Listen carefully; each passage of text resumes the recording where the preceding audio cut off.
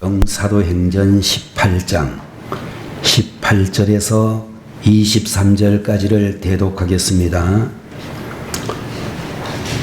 바울은 더 여러 날 머물다가 형제들과 작별하고 배 타고 수리아로 떠나갈새 브리스길라와 아굴라도 함께 하더라.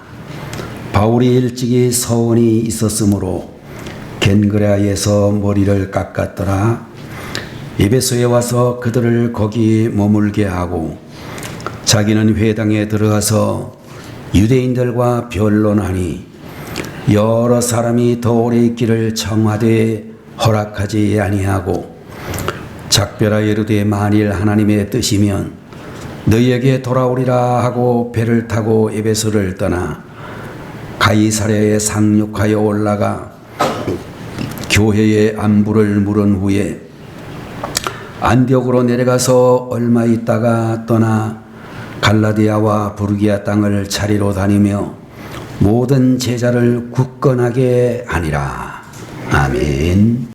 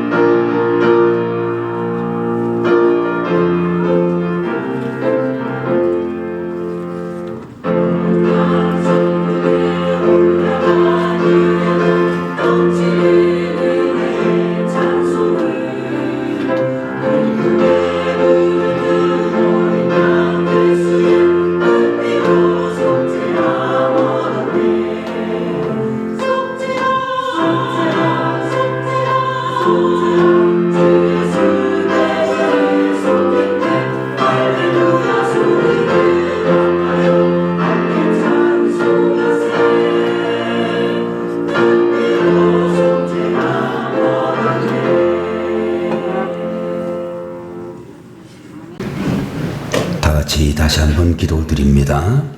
할렐루야. 은혜와 사랑이 풍성하신 하나님 아버지 주의 은혜를 감사드립니다. 오늘도 복된 주일을 맞이하여 주님의 사랑하는 모든 자녀들에게 찬양의 거룩한 직분을 맡기시고 오늘 이 시간에도 말씀을 듣기 전에 주를 찬양할 수 있도록 은혜 베푸시니 감사드립니다. 찬양을 드린 이들에게 신령과 진정으로 주님을 예배하게 하시고 믿음으로 아름다운 찬양을 준비하고 드릴 때마다 하나님이 저들과 함께하여 주옵소서. 예배를 드리고 있는 우리 모든 성도들에게도 이 시간에 마음의 문이 활짝 열려 주님의 귀한 말씀을 듣기에 부족함이 없는 믿음의 준비가 갖추어진 이들이 될 수 있도록 돌보아 주옵소서. 부족한 종을 붙들어 주시기 원하오며 성령께서 주장하시고 성령의 인도하심을 따라 담대히 말씀을 전하게 하옵소서. 육신이 연약한 이들을 불쌍히 여기시고 예배를 사모하는 저희들이 속히 건강 회복하여 주님 앞에 나올 수 있도록 도와주시옵소서. 우리 아버지 하나님께서 예배의 시종을 주관하여 주실 줄 믿고 예수님의 이름으로 간절히 기도올리옵나이다. 아멘. 오늘 이 시간에는 사도행전 제18장 18절에서 23절까지의 말씀을 가지고 사명 성취에 필요한 4가지 요소라는 제목으로 말씀을 보도록 하겠습니다. 옛날 페르시아라고 하는 이 나라의 우화에 따르게 되면 하나님께서 세상을 창조하실 때에 4명의 대천사가 하나님 앞에 이런 질문을 했다라는 이야기가 전해지고 있습니다. 첫 번째 대천사가 질문을 하기를, 하나님, 왜 세상을 만드셨습니까? 라는 질문을 했는데, 이것은 철학적인 태도의 질문이라고 볼 수 있을 것입니다. 두 번째 대천사가 또 하나님 앞에 질문하기를, 하나님, 세상을 어떻게 만드셨나요? 라는 질문을 했다라고 하는데, 이것은 과학적인 태도라 이렇게 이야기할 수 있다는 것입니다. 세 번째 대천사가 하나님 앞에 질문하기를, 하나님, 제가 세상을 가져도 좋습니까? 라는 질문을 했다라고 하는데, 이것은 이기적인 태도다 이렇게 말할 수 있을 것입니다. 세 천사의 질문을 받고 하나님의 마음이 편하지 못한 상태인데, 4번째 대천사가 다시 질문을 합니다. 하나님, 제가 세상을 조금 더 낫게 만드는 일에 도움이 될 수 있을까요? 라는 질문을 했다라고 하는데, 이것은 성도의 태도라 그렇게 말할 수 있다라고 하는 것입니다. 여러분들, 우리가 속한 이 나라를, 우리가 살고 있는 이 지역을, 내가 신앙생활을 하고 있는 우리 교회를 보다 좋게 만들 수 있지 아니할까, 이런 마음을 가지고 있는 이들에게 우리 하나님께서는 축복의 문도 활짝 열어주실 것으로 믿습니다.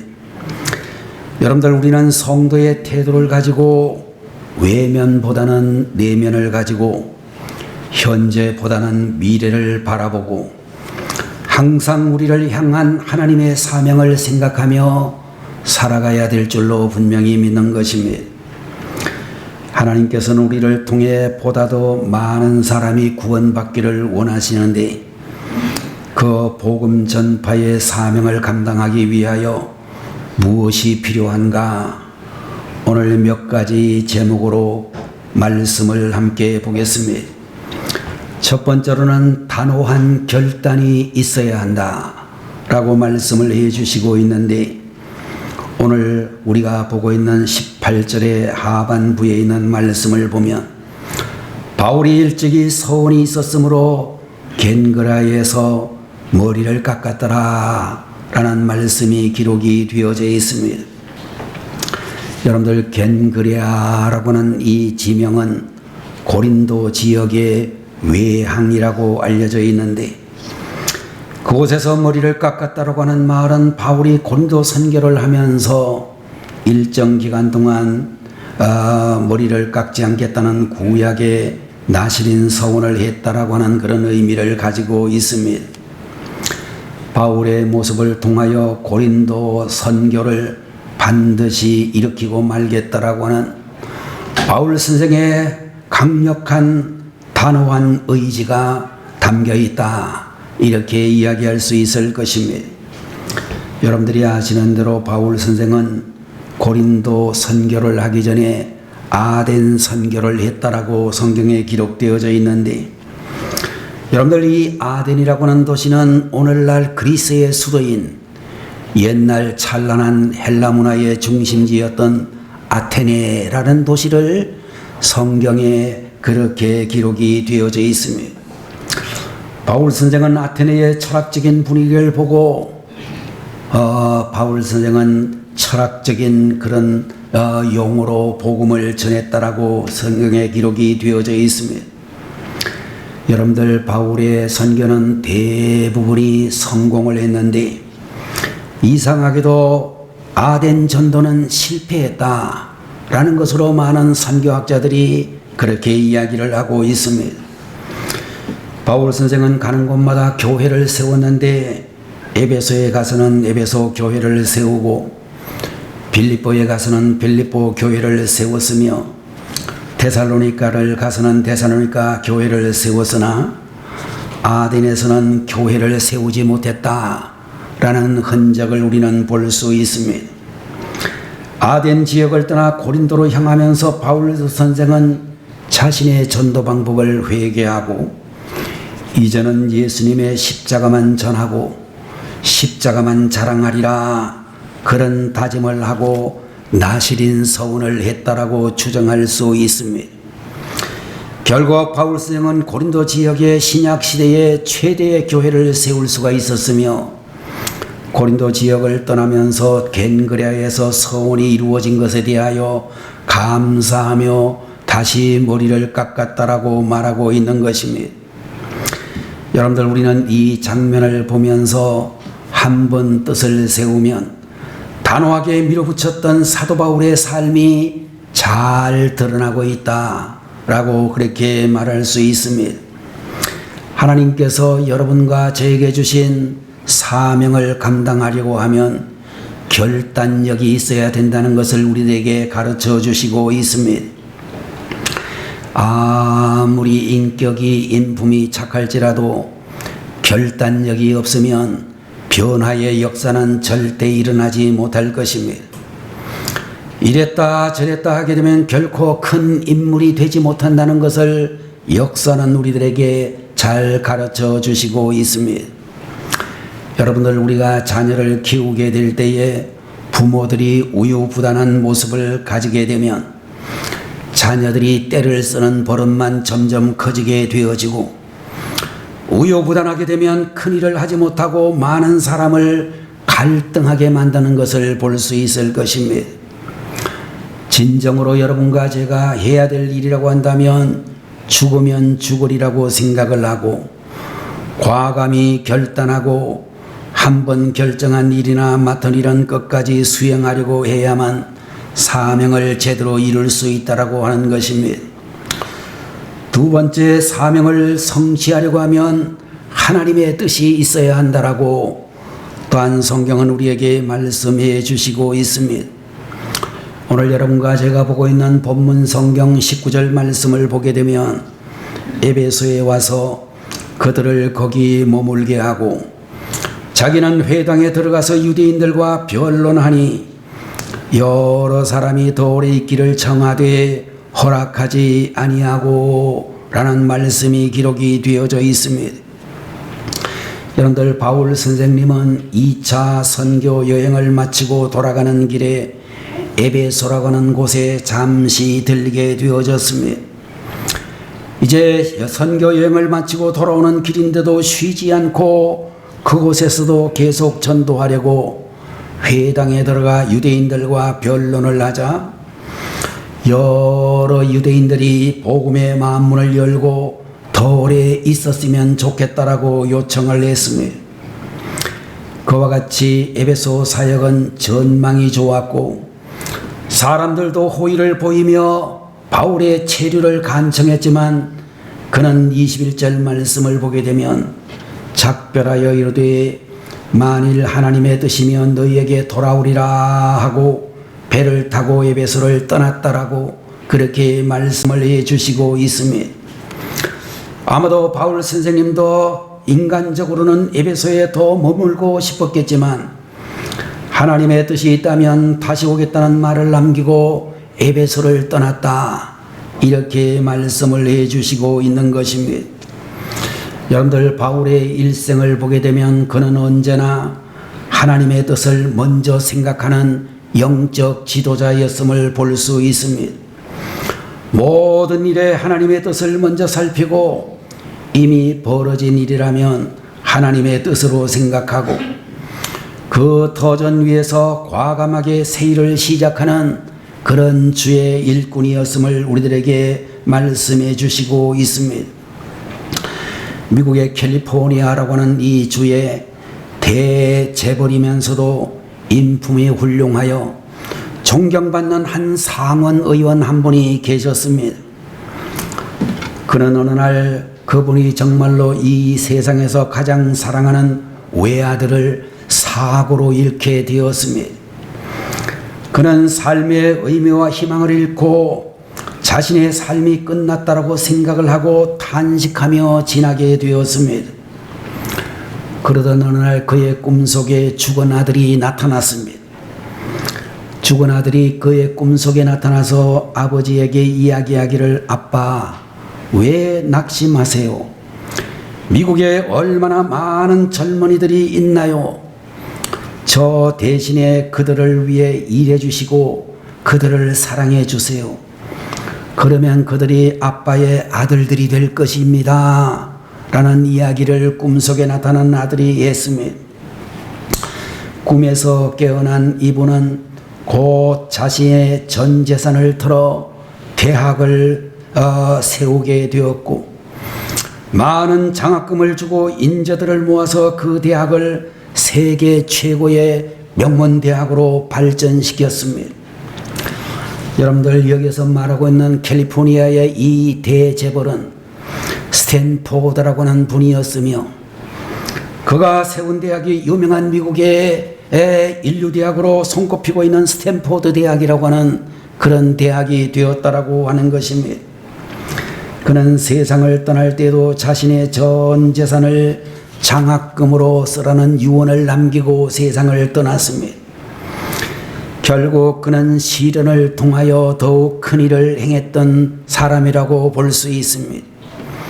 여러분과 저도 세상을 살면서 수많은 시련을 만날지라도 그 속에 하나님의 뜻이 있음을 믿고 시련을 창조적인 에너지로 승화시킬 수 있는 그런 주의 종들이 되셔야 되겠습니다.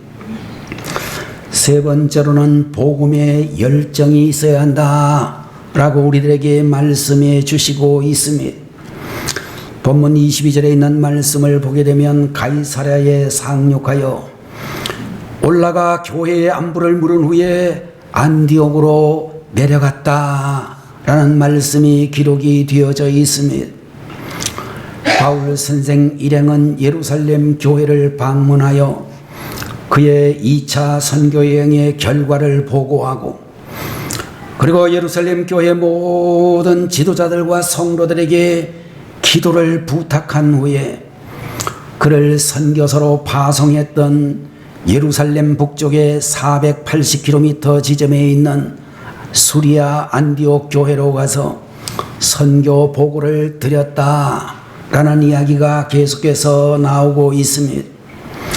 그 다음에 본문 23절에 있는 말씀을 보게 되면, 얼마 있다가 갈라디아와 부르기아 땅을 차례로 다니며 모든 제자를 굳건하게 하였다라고 말씀을 해 주시고 있습니다. 여러분들, 2차 선교여행을 끝나고 예루살렘 교회에 와서 선교 보고를 하고 자기를 파송했던 안디옥 교회로 와서 선교 보고를 한 이후에 그는 또다시 제3차 선교여행을 떠났다라고 그렇게 말씀을 해 주시고 있는 것입니다. 여러분들, 바울 선생님의 마음속에는 도저히 억누를 수가 없는 복음 전파의 열정이 있었다라고 그렇게 말해주고 있습니다. 여러분들, 오늘날 우리 성도들에게도 그런 열정이 있어야 된다라고 믿습니다. 우리 교회에서 여러 해 동안 전도사님으로 그렇게 참으로 수고했던 분 가운데 김용권 선교사님은 캄보디아에 파송되어진 지구촌 교회 1호 선교사로 훌륭하게 사역을 잘 감당한 것으로 알고 있습니다. 캄보디아의 수도 푸놈펜에 그 교회를 세웠는데, 제가 알기로는 교인들이 한 1000여 명이 들어갈 수 있는 대형 교회를 세웠습니다. 캄보디아를 위해서 정말로 많은 수고를 했고 우리나라 KBS 방송에도 그 선교사님의 활동 상황이 나올 정도로 많은 수고를 했습니다.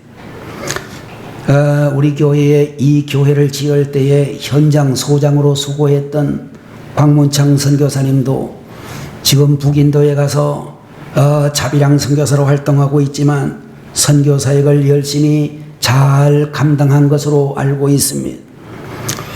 여러분들 우리 교회 출신의 그런 교역자로 미국에서 한 20년 이상 목회를 하다가 김성교 목사라고 하는 분은 지금 충청북도 옥천에서 그야말로 교역자가 돌아가시고 교회가 문을 닫아 있는 그런 교회에 가셔서 또 열심히 봉사하고 마지막 그 자기의 인생을 그렇게 수고하겠다고 애쓰는 것을 들을 수 있습니다.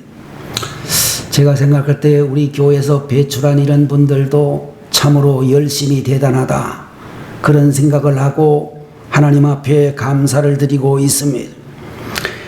자, 여러분들 우리 성도님들도 그와 같은 열정을 가진 교회의 직분자들이 되어야 되고 교회의 지도자들이 되어야 되며 교역자들이 되어야 될 줄로 그렇게 믿습니다. 미국 워싱턴에 있는 한 한인교회에 뜨겁게 기도를 열심히 하시는 한 집사님이 계셨습니다. 이분은 기도를 열심히 하는 분으로 많은 성도들에게 인정을 받는 분이셨지만 그 교인들이 생각하기를 식사 기도 때만은 그분은 제발 기도를 하지 않기를 다 그렇게 원했다라고 하는 것입니다.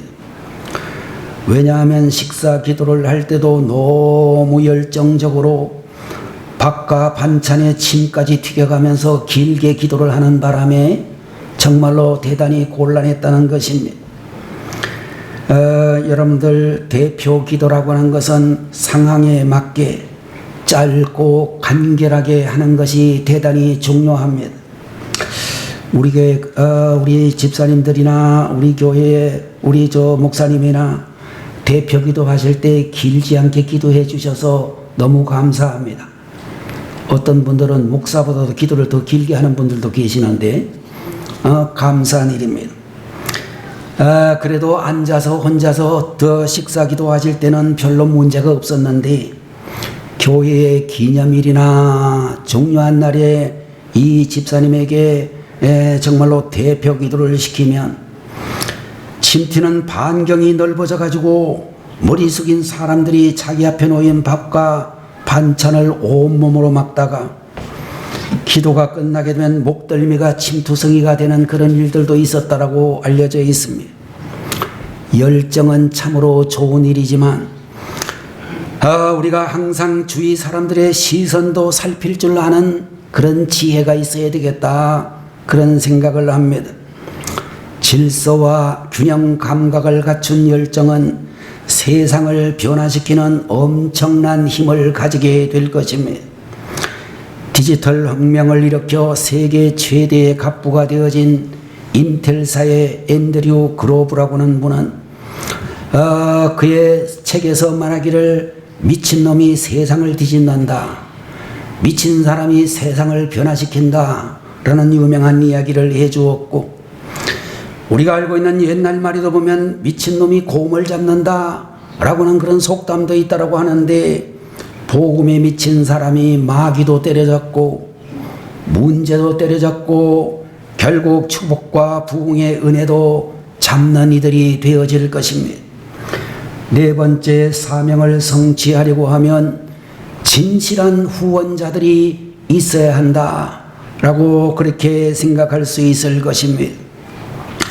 살면서 여러분과 제가 늘 느끼고 있는 것들 중에 하나는 하나님의 은혜가 없으면 성공할 수가 없겠구나 라는 생각을 점점 더 하게 되어지고, 자기 자신의 능력만 가지고는 안 되는 일이 세상에는 부지기수로 많다는 것을 알고 있습니다. 기회를 주시고 특별한 지혜와 아이디어도 주시고 좋은 사람들도 만나게 해 주셔야만 내 인생의 산업도 성공하고 내 인생 자체가 성공하는 인생이 되어질 것입니다. 아무리 능력이 있다 할지라도 혼자서는 결코 안 되는 일들이 너무나 많다라고 생각이 되어집니다. 여러분들 좋은 후원자를 만나실 수 있는 여러분들이 되셔야 되겠습니다. 목회자도 좋은 성도님들 만나야 되고 성도님들도 좋은 목회자를 만나야 될 줄로 믿습니다. 여러분과 제가 보고 있는 오늘 본문의 내용을 보게 되면 바울 선생의 선교 사역을 진심으로 후원했던 후원자 부부의 이름이 등장하고 있는데 바로 브리스길라와 아굴라 부부라고 하는 분의 이름이 등장하고 있는 것을 볼 수 있습니다. 성경에는 여러 번 이분들의 이름이 등장하는데 이분들의 이름이 나오게 될 때는 언제나 아굴라와 브리스길라라고 하는 두 분의 이름이 같이 등장하게 되는 경우들이 많이 있습니다. 고린도전서 9장 5절 말씀을 보게 되면 사도들과 예수님의 형제들도 아내들이 있었지만 한 사람도 아내의 이름이 함께 언급되지 않았지만 브리스길라라고 하는 이분의 이름은 언급되어져 있는 것을 놀랍게 여겨지게 되는 것입니다. 아마도 이 두 부부는 바울 선생의 선교 캠프에서 브리스길라라고 하는 이분이 얼마나 많은 감동과 영향력을 선교 팀원들에게 주었는지 짐작하게 하는 것입니다. 많은 성경 주경학자들이 이야기하는 가운데 여러분들 신약 성경에 히브리서라고 하는 유명한 성경이 있습니다. 여러분들 히브리서 11장은 믿음장이라고 알려지고 있는 유명한 그런 장이기도 합니다. 그런데 이 히브리서라고 하는 이 성경은 도대체 기자가 누구일까? 어떤 사람이 있었을까? 많은 학자들이 이야기하기를 바울이 쓰지 않았을까? 바울에 대한 이야기를 많이 하는 분들이 계시지만 그보다도 히브리서라고 하는 이 성경은 기자가 누구인지 알 수 없다. 불명이라고 이야기하는 분들이 많이 계십니다. 바울과 더불어서 히브리서의 강력한 기자의 이름으로 등장하는 분이 바로 아굴라의 부인 브리스길라라고 하는 분이 히브리서를 쓰지 않았을까? 이렇게 짐작하는 분들이 많습니다. 성경을 보게 되면 아굴라가 먼저 언급되어지는 경우는 두 번이 있고 아굴라와 브리스길라 이렇게 나가다가 나중에 보면 브리스길라와 아굴라라고 이렇게 이야기하는 경우가 5번이 있다. 이렇게 알려져 있습니다. 아굴라라고 하는 분은 원래 소아시아 본도라고 하는 지역의 출신으로 라틴어 발음으로는 폰투스라고 하는 지역의 출신의 유대인으로 텐트를 만드는 재능을 가지고 있었습니다. 그는 청운의 꿈을 품고 당시 세계의 중심이었던 로마로 가서 로마의 귀족 출신이었던 브리스길라를 만나 결혼을 하게 되어졌습니다. 자, 여러분들 우리가 로마에 가서 텐트를 만드는 사업을 했던 이 아굴라라고는 이분이 텐트 만드는 기술을 가지고 있던 이 바울을 만나서 같이 한 공장에서 일을 하게 되어진 직장 동료였다라고 생각이 되어지기도 합니다. 얼마 후에 이 아굴라와 브리스길라의 가정은 이 행복한 결혼 생활은 큰 시련을 만나게 되는데 당시 로마의 황제로 등극을 한 클라우디오라고 하는 이 황제가 로마로부터 유대인들을 모두 추방하는 추방령이 반포되어졌는데 그들은 로마를 떠나 고린도로 이주를 하게 되었다라고 하는 것입니다. 그들의 꿈은 산산이 끼어졌지만 고린도에서 사도 바울을 만나면서 새로운 사명을 발견하고 선교를 위하여 자신의 안락함을 희생하고 위험 부담을 감수하면서 시련은 오히려 축복이 되었다라고 말하고 있는 것입니다. 고린도에서 아굴라와 브리스길라 부부는 자기의 집을 교회의 집회 처소로 제공을 하고 바울의 선교 사역을 힘써 도와서 고린도 교회를 크게 성장시켰다라고 말씀하고 있는 것입니다. 어느 정도 성장을 해서 바울이 고린도 교회를 떠날 때 그 부분은 어떻게 했는가? 오늘 본문 18절 전반부에 있는 말씀을 보게 되면 바울은 더 여러 날 머물다가 형제들과 작별하고 배 타고 수리아로 떠나갈새 브리스길라와 아굴라도 함께 하더라, 이렇게 말씀을 하고 있습니다. 그들은 바울과 함께 지나면서 자신들도 선교에 열정이 생겼고 바울의 선교팀에 같이 일하겠다라고 다짐을 하면서 이제 정착하고 사업이 안정되어졌던 고린도를 떠나 바울과 함께 생사고락을 함께하게 되어졌습니다.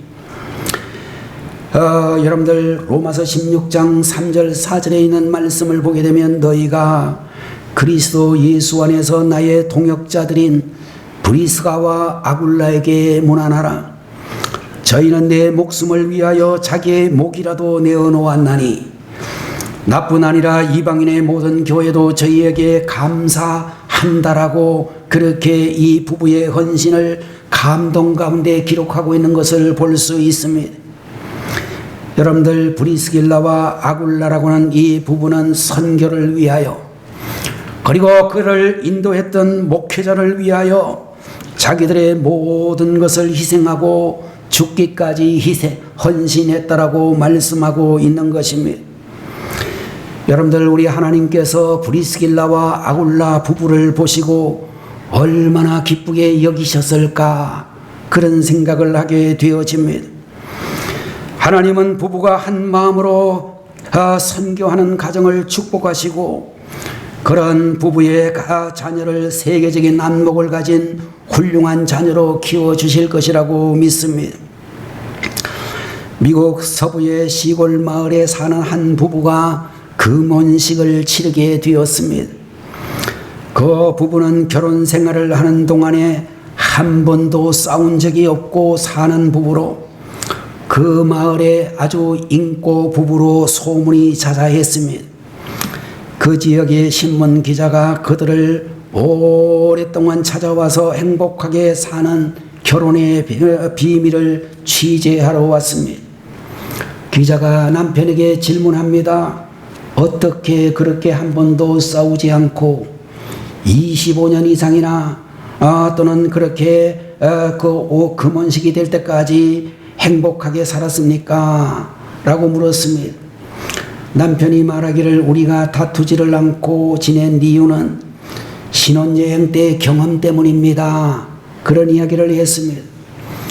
그때에 우리는 노새를 타고 그랜드 캐년 협곡여행을 했는데 아내가 탄 노새가 얼마 가지 않아 돌뿌리에 채어 비틀거렸습니다. 그때에 아내가 조용히 노새의 귀를 열어서 말하기를 이번이 첫 번째야. 그리고 계속 노새를 타고 가는데 얼마 후에 또 아내가 탄 노새가 자갈을 밟고 비틀거렸습니다. 다시 한번 아내가 조용히 말하기를 이번이 두 번째야 그랬습니다. 남편이 계속 말하기를 그렇게 말하고 조금 더 가는데 노새가 세 번째로 또 돌뿌리를 찾는지 비틀거렸습니다. 그러자 아내가 조용히 주머니에서 권총을 꺼내 노새를 쏴 죽였습니다. 저는 그때 깜짝 놀라서 아내에게 어떻게 잔인하게 그럴 수 있느냐라고 항의를 하니 아내가 저를 쳐다보면서 조용히 말하기를 이번이 첫 번째예요. 그렇게 이야기를 했습니다. 아내가 그렇게 나오니까 그 남편이 기가 죽어가지고 소신 있게 평생 동안 한 번도 말을 못하고 그렇게 금혼식이 될 때까지 죽어 지냈다고 이야기를 했습니다. 우리 대한민국 사회를 보게 되면 오늘날 결혼하여 사는 모든 부부들을 보게 되면 기가 죽은 남편들이 참 많이 보인다. 그런 생각이 듭니다. 제가 어렸을 때 우리 아버지를 보니까 기가 죽은 걸 한 번도 본 적이 없습니다. 우리 아버지는 집안 재산을 다 술로 탕진을 하면서도 한 번도 우리 어머니 보고 잘못했다, 미안하다 그런 소리 한 거를 제가 본 적이 없습니다. 언제나 큰 소리 치다가 돌아가실 때도 큰 소리 치다가 가셨습니다.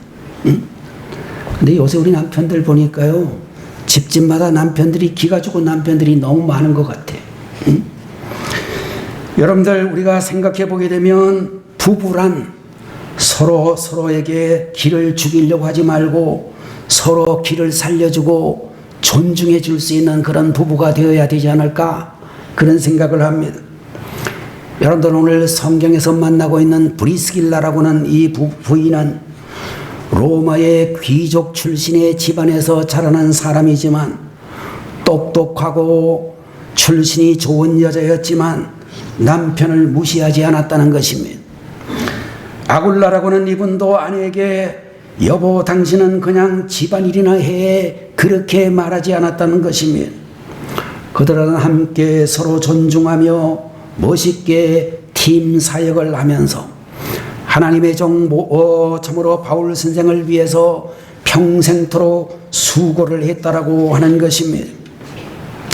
사명은 대체적으로 혼자서 이룰 수가 없고 끊임없이 사명을 도전하고 격려하며 도와주는 후원자들이 또한 있어야 될 줄로 믿습니다. 미국의 유명한 대통령이었으며 2차 세계대전 때 유럽군 연합군의 총사령관이었던 아이젠하워는 2차 세계대전 때 전쟁 영웅이요 미국의 34대 대통령을 역임하신 그런 분이었습니다.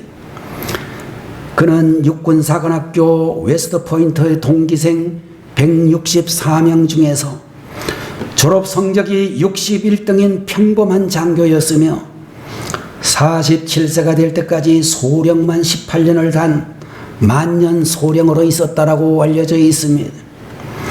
그는 만년 소령이었지만 얼굴은 항상 만면 미소가 넘치는 그런 사람이기도 했습니다.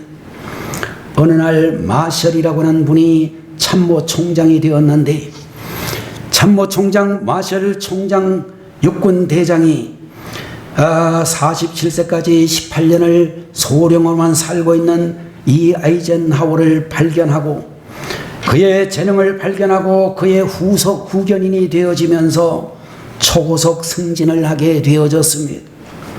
52세이던 1942년에는 1년의 소장과 중장을 한꺼번에 달고 1943년에는 그 한 해가 지난 43년에는 육군 대장이 되었습니다.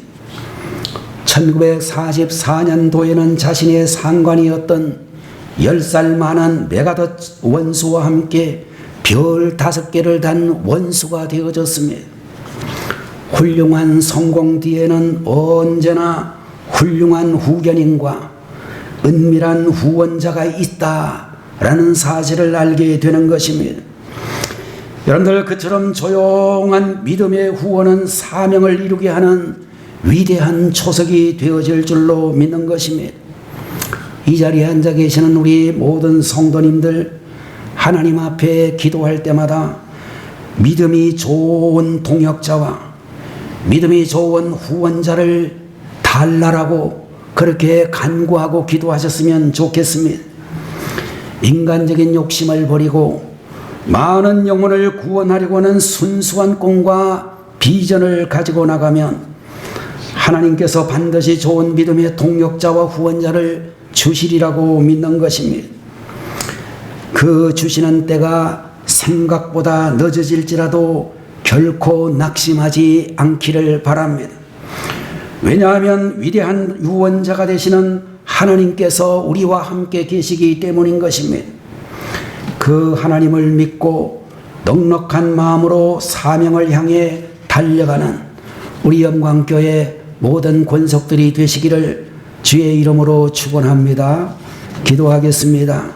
하나님 아버지, 오늘 이 시간에도 귀한 말씀 저희들에게 주시니 감사합니다.